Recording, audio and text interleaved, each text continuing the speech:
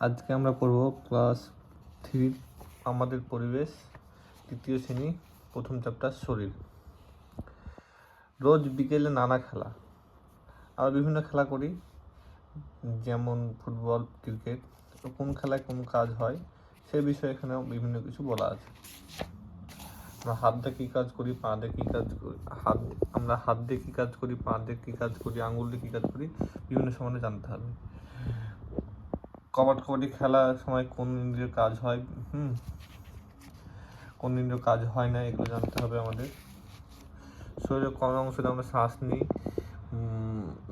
নাক দিয়ে শ্বাস নিলে কোন অংশ ফুলে যায়, ফুসফুস, বুক ফুলে যায়। কথা বলার সময় শরীরের কোন অঙ্গ কাজ করে, দাঁত, জিভ, মুখ, কান ছাড়া মুখে আর কোথায় কোথায় নোংরা জমে, যেখানে যেখানে চামড়ার ভাঁজ পড়ে। এভাবে এরপর আমরা শিখবো যে গায়ে হাত পা কিভাবে আমরা যত্ন করব। প্রথমে আমাদের এখানে দেখো নখ কি করতে হবে, নখ কাটাটা কাটতে হবে, এবার সাবান দিয়ে ধুয়ে ফেলতে হবে, তাহলেই সেটা কি হবে, পরিষ্কার পরিচ্ছন্ন হবে।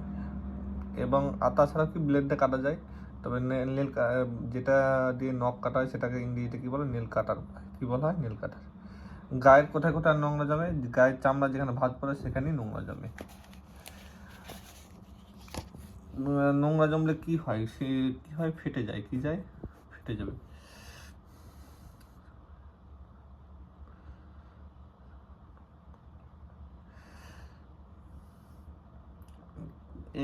এতদূর পর্যন্ত পড়তে হবে এবং এতদূর প্রথমেই এখান থেকে কিছু কোশ্চেন হবে, সেগুলো এবার আলোচনা করব।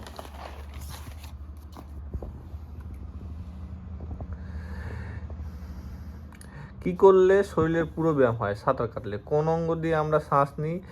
নাক দিয়ে। কথা বলতে শরীরের কোন অঙ্গ দরকার? জিভ। শ্বাসনালী শরীরের কোন অঙ্গ ফুলে যায়? ফুসফুস। হাতের কাজ কি? হাত দিয়ে লেখা। হাত দিয়ে আমরা খাই। আঙুলের কাজ কি? কোনো জিনিস ধরা, লেখা। আমরা কোন অঙ্গের সাহায্যে শুনি? কান। পঞ্চেন্দ্রিয় কি কি? দাঁত, জিভ, মুখ, নাক, চোখ। কারণ আমাদের সময় কোন ইন্দ্রিয় কাজ হয় না, এখানে জানতে হবে কীভাবে বলো, কাজ হয় না, চোখ।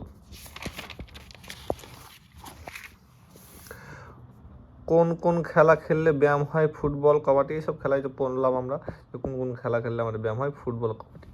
কথা বলার সময় শরীরে কোন অঙ্গ কাজ করে? জিভ, দাঁত, মুখ।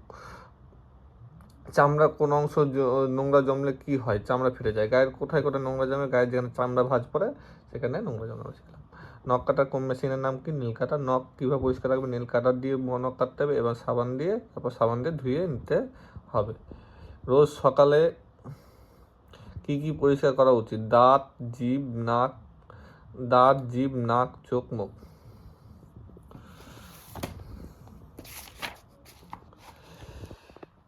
সকালে উঠে আমরা কি করতে হবে? মুখ ধুতে হবে, এটা আমরা এই বিষয়টা আমরা জানলাম। এবং দাঁতের নোংরা জমে দাঁতের নোংরা জমলে কি হবে? মুখে গন্ধ হবে, তাই রোজ দাঁত মাজতে হবে। দাঁত মাজা আমার নিয়ম আছে। দাঁত কি দাঁতের তলা থেকে উপরে ব্রাশ টানবে আর উপর থেকে নিচে ব্রাশ টানবে।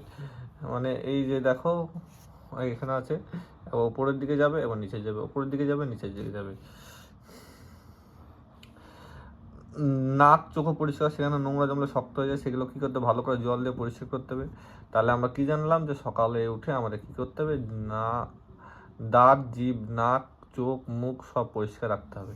এতদূর পর্যন্ত পড়া থাকবে, প্রথম দিন এটাই পড়া।